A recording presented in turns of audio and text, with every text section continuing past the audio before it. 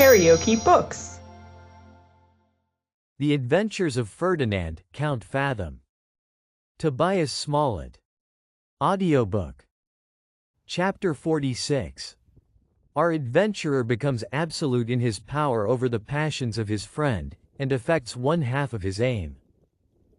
Influenced by this dire mistake, the breast of those unhappy lovers began to be invaded with the horrors of jealousy.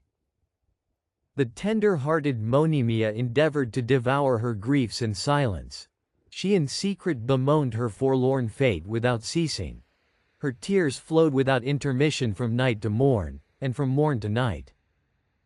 She sought not to know the object for which she was forsaken. She meant not to upbraid her undoer.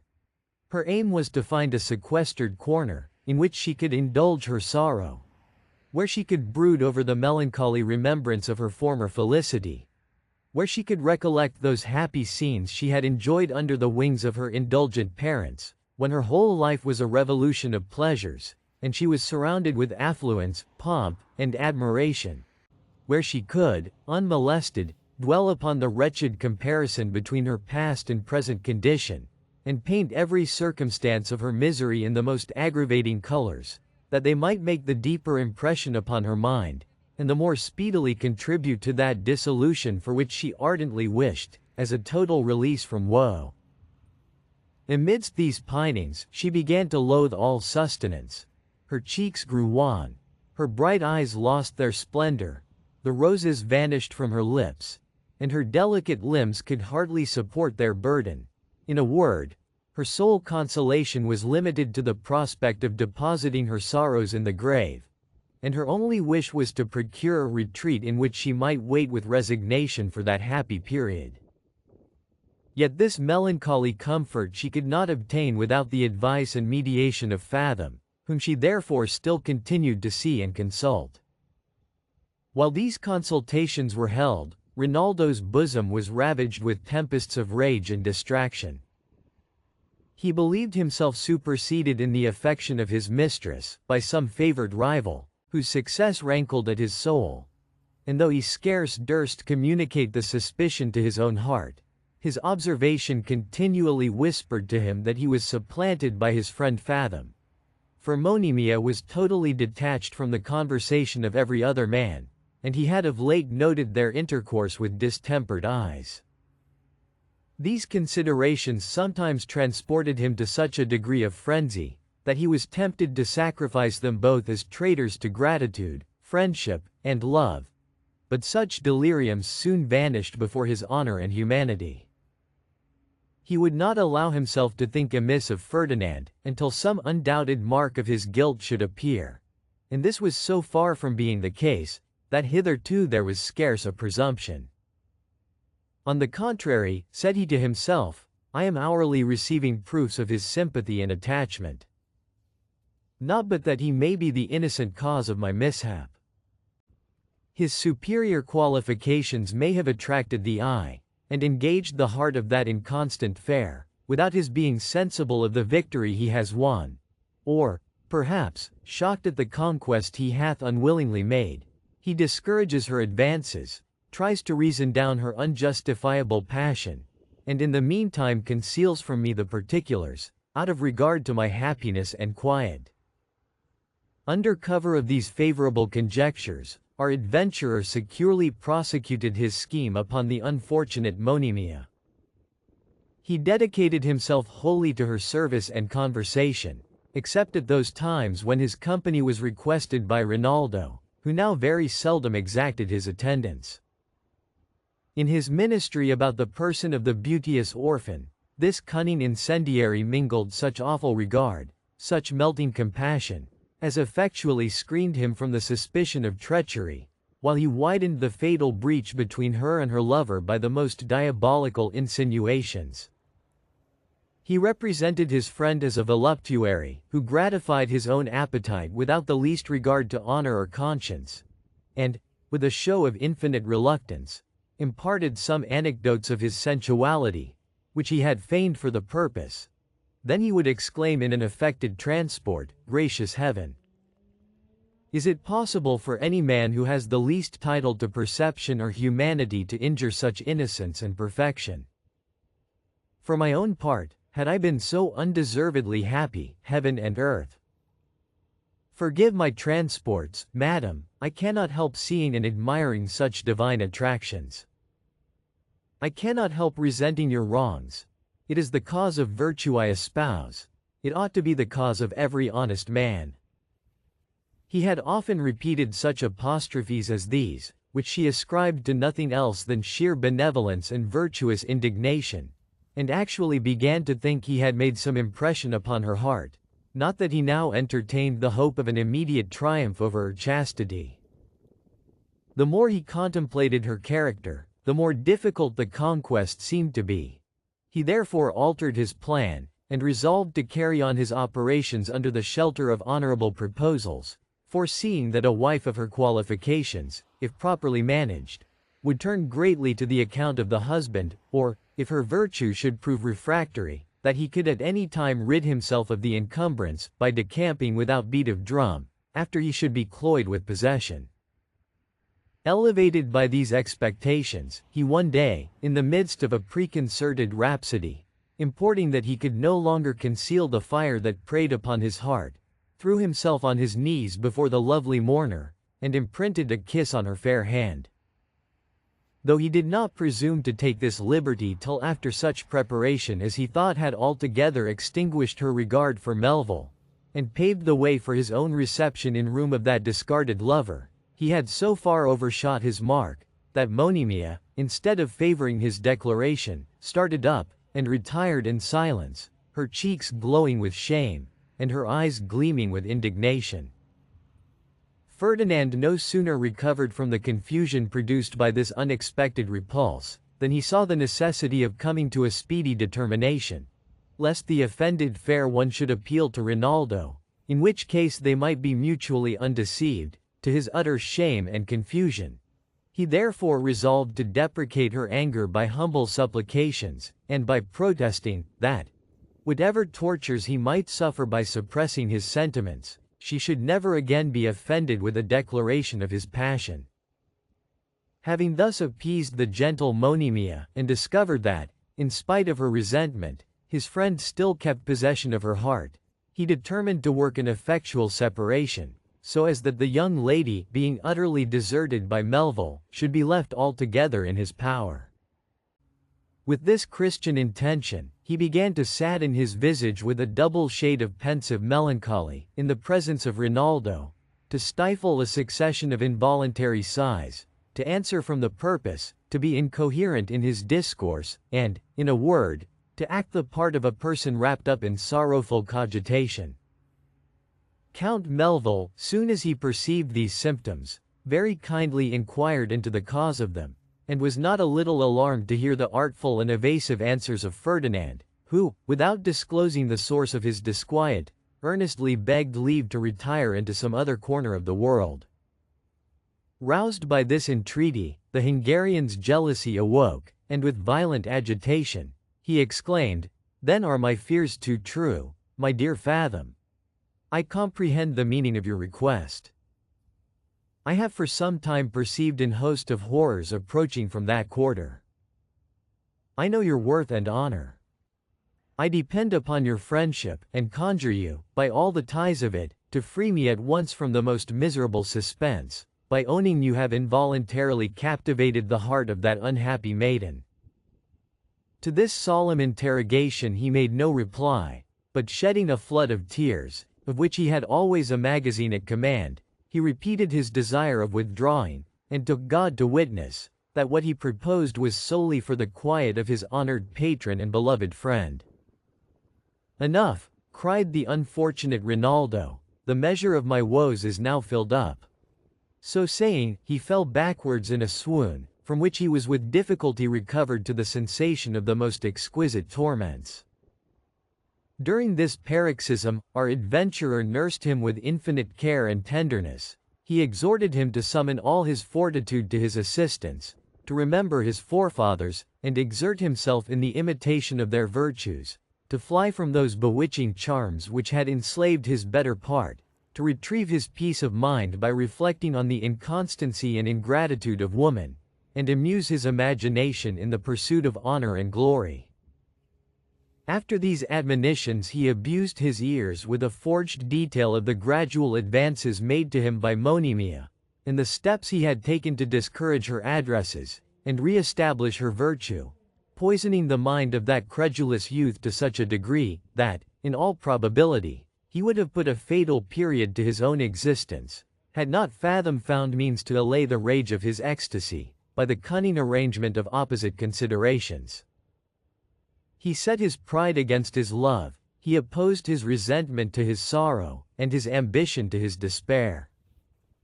Notwithstanding the balance of power so settled among these antagonists, so violent were the shocks of their successive conflicts, that his bosom fared like a wretched province, harassed, depopulated, and laid waste, by two fierce contending armies. From this moment his life was nothing but an alternation of starts and reveries. He wept and raved by turns, according to the prevailing gust of passion. Food became a stranger to his lips, and sleep to his eyelids. He could not support the presence of Monimia, her absence increased the torture of his pangs. And, when he met her by accident, he started back with horror, like a traveler who chances to tread upon a snake. The poor afflicted orphan, worn to a shadow with self-consuming anguish, eager to find some lowly retreat, where she could breathe out her soul in peace, and terrified at the frantic behavior of Rinaldo, communicated to Fathom her desire of removing, and begged that he would take a small picture of her father, decorated with diamonds, and convert them into money, for the expense of her subsistence. This was the last pledge of her family, which she had received from her mother, who had preserved it in the midst of numberless distresses, and no other species of misery but that which she groaned under could have prevailed upon the daughter to part with it. But, exclusive of other motives, the very image itself, by recalling to her mind the honors of her name, upbraided her with living in dependence upon a man who had treated her with such indignity and ingratitude. Besides, she flattered herself with the hope that she should not long survive the loss of this testimonial. Our adventurer, with many professions of sorrow and mortification at his own want of capacity to prevent such an alienation, undertook to dispose of it to the best advantage, and to provide her with a cheap and retired apartment, to which he would conduct her in safety, though at the hazard of his life. In the meantime, however, he repaired to his friend Rinaldo, and, after having admonished him to arm his soul with patience and philosophy, declared that Monimia's guilty passion for himself could no longer be kept within bounds, that she had conjured him, in the most pressing manner, to assist her in escaping from an house which she considered as the worst of dungeons, because she was in it daily exposed to the sight and company of a man whom she detested, and that she had bribed him to compliance with her request, not only with repeated promises of eternal love and submission, but also with the picture of her father set with diamonds, which she had hitherto reserved as the last and greatest testimony of her affection and esteem. With these words he presented the fatal pledge to the eyes of the astonished youth, upon whom it operated like the poisonous sight of the basilisk, for in an instant, the whole passions of his soul were in the most violent agitation. "What," cried he, in an ecstasy of rage, "is she so abandoned to perfidy, so lost to shame, so damned to constancy, to gratitude, and virtuous love, as to meditate the means of leaving me without decency, without remorse?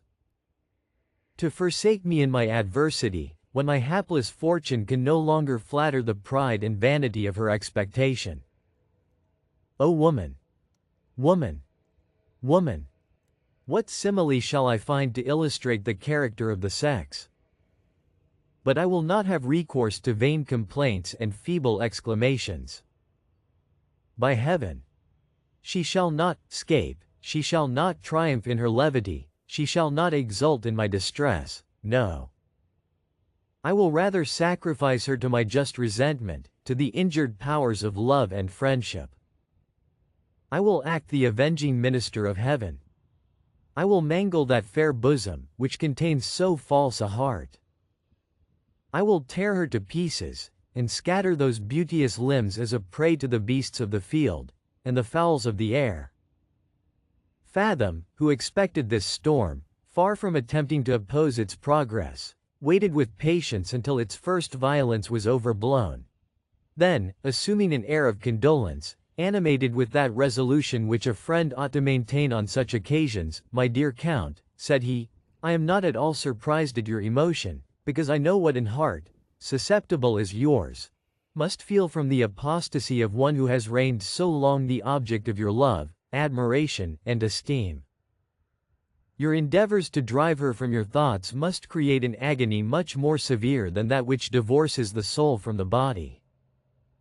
Nevertheless, I am so confident of your virtue and your manhood, as to foresee, that you will allow the fair Monimia to execute that resolution which she hath so unwisely taken, to withdraw herself from your love and protection. Believe me, my best friend and benefactor, this is a step, in consequence of which you will infallibly retrieve your peace of mind.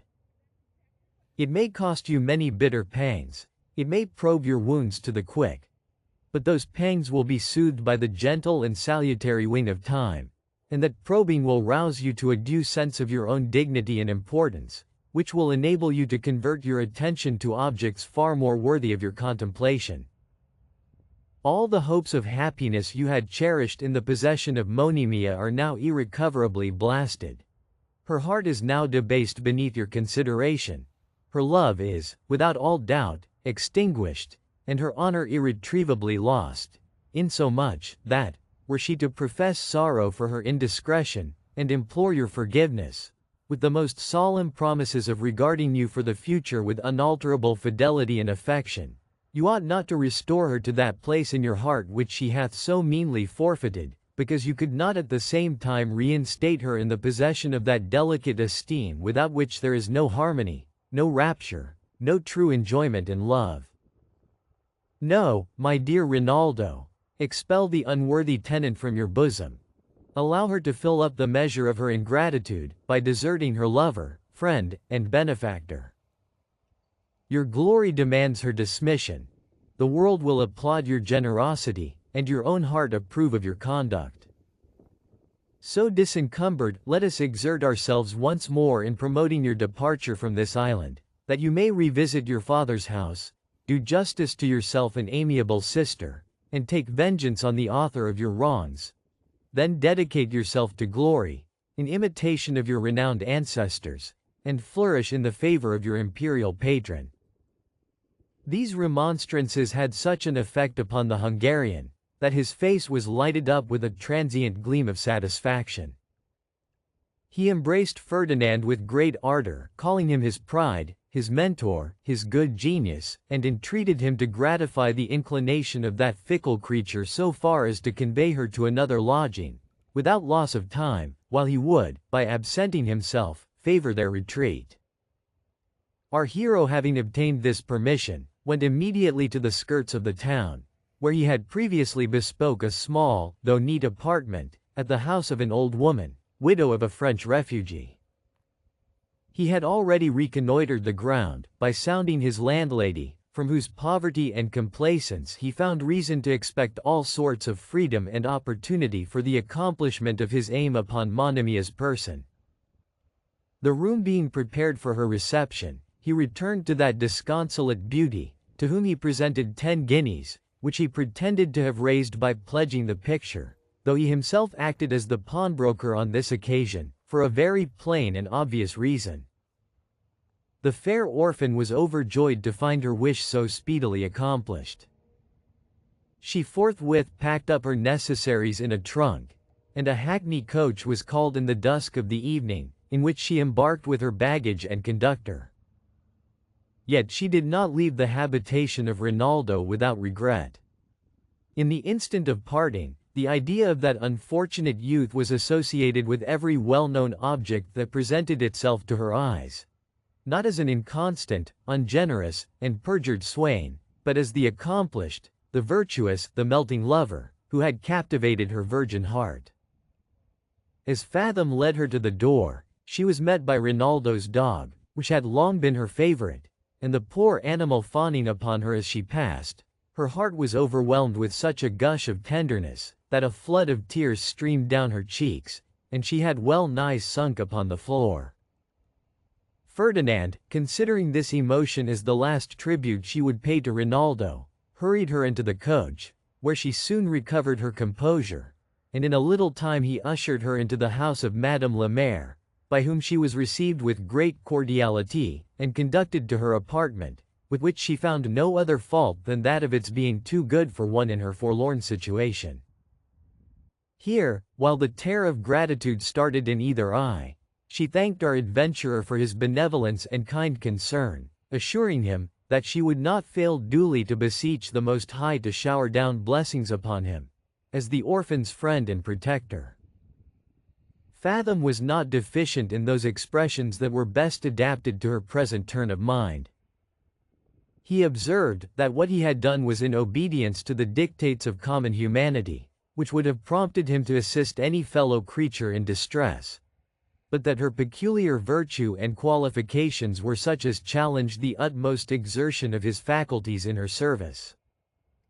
He said that surely heaven had not created such perfection in vain, that she was destined to receive as well as to communicate happiness, and that the Providence, which she so piously adored, would not fail, in due season, to raise her from distress and affliction, to that honor and felicity for which she was certainly ordained. In the meantime, he entreated her to depend upon his service and fidelity, and the article of her board being settled, he left her to the company and consolation of her discreet hostess, who soon insinuated herself into the good opinion of her beauteous lodger. While our hero was employed in this transaction, Rinaldo sallied forth in a sort of intoxication, which Fathom's admonitions had inspired, and, repairing to a certain noted coffee-house, engaged at chess with an old French refugee, that his attention, by being otherwise employed, might not stray towards that fatal object which he ardently wished to forget.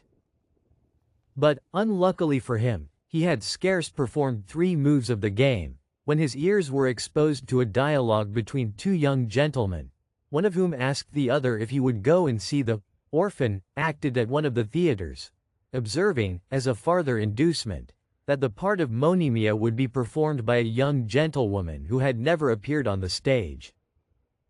At mention of that name, Rinaldo started, for though it did not properly belong to his orphan, it was the appellation by which she had been distinguished ever since her separation from her father's house, and therefore it recalled her to his imagination in the most interesting point of view. Though he endeavored to expel the image, by a closer application to his play, every now and then it intruded upon his fancy, and at each return made a stronger impression, so that he found himself in the situation of an unfortunate bark stranded upon some hidden rock, which, when the wind begins to blow, feels every succeeding wave more boisterous than the former, until, with irresistible fury, they surmount her deck, sweep everything before them, and dash her all to pieces. The refugee had observed his first emotion, which he attributed to an unforeseen advantage he himself had gained over the Hungarian, but seeing him, in the sequel, bite his lip, roll his eyes, groan, writhe his body, ejaculate incoherent curses, and neglect his game, the Huguenot concluded that he was mad, and being seized with terror and dismay, got up and scampered off, without ceremony or hesitation.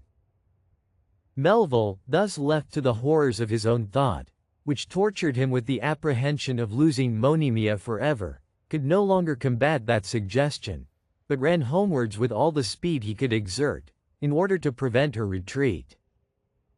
When he crossed the threshold, he was struck with such a damp of presaging fear, that he durst not in person approach her apartment, nor even, by questioning the servant, inform himself of the particulars he wanted to know.